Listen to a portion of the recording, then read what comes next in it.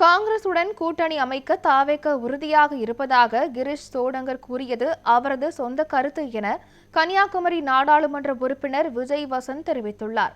இதுகுறித்து அவருடன் நமது செய்தியாளர் ரமேஷ்குமார் நடத்திய கலந்துரையாடலை தற்போது பார்க்கலாம். கன்னியாகுமரி மாவட்டத்தில் பல்வேறு வளர்ச்சி திட்டங்களை துவக்கி வைத்து வரும் பாராளுமன்ற உறுப்பினர் திரு விஜய் வசந்த் நம்மோடு இணைகிறார். அவரிடமே அரசியல் சார்ந்த சில கேள்விகளை முன்வைக்கலாம். சார் வணக்கம். 2026 கள நிலவரம் எப்படி இருக்கு சார்? இருபத்தாறு ரொம்ப நல்லா இருக்குது. கலைஞர் நல்லா இருக்குது. கன்னியாகுமரி மாவட்டத்தை பொறுத்த வரைக்கும் ரொம்பவும் அருமையாக இருக்குது. ஓகே.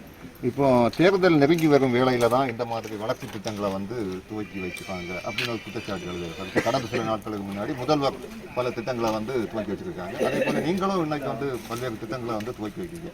இது தேர்தலை முன்னிறுத்தி தான் இந்த திட்டங்கள் துவக்கி வைக்கப்படுகிறது அப்படி ஒரு குற்றச்சாட்டு வருது சார்.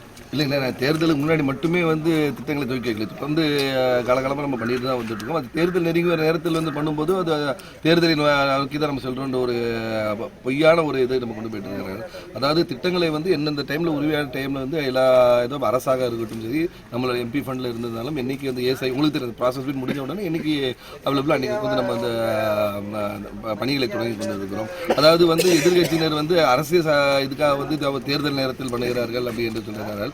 அது முழுமையான ஒரு என்னுடைய பொறுத்த வரைக்கும் அது சரியானது இல்லை. இது மக்கள் பணி தொடர்ந்து பண்ணுங்க. அதாவது தேர்தல் தேதி அறிவிக்கிறவரும் அடுத்த தேர்தல் நடைபெறும் வரைக்கும் சிறப்பாக செயல்படுகிறார்கள். இப்போ காங்கிரசுடன் கூட்டணி அமைக்க தாவேகா தயாராக இருக்கிறது. நாங்கள் எப்படி பார்க்கணும்? இல்லை, அது மேலிடம் இப்போ பேச்சு நடத்தி கொண்டு இருக்கிறார்கள். திமுகவுடன் ஆல்ரெடி கேசி வேணுகோபால் அவர்கள் பேச்சு நடத்துகிறார்கள். இந்த கூட்டணி வலுவாக தான் இருக்கிறது. எதுவாக இருந்தாலும் அகில இந்திய காங்கிரஸ் கமிட்டி இதை நான் முடிவு சொல்லுவேன். திமுக காங்கிரஸ் கூட்டணிக்குள்ள ஒரு இணக்கமான ஒரு சூழல் இல்லை அப்படின்னு ஒரு குற்றச்சாட்டை முன்வைக்கிறாங்களே சார்.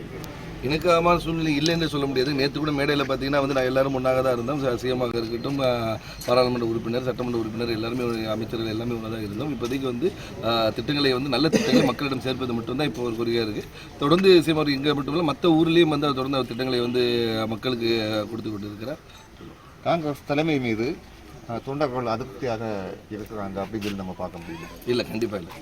காங்கிரஸ் பேரியக்கம் அதாவது விமர்சனங்களுக்காக இருந்தாலும் கட்சி உணர்வோடு தான் எல்லா தொண்டர்களும் இருக்கிறார்கள்.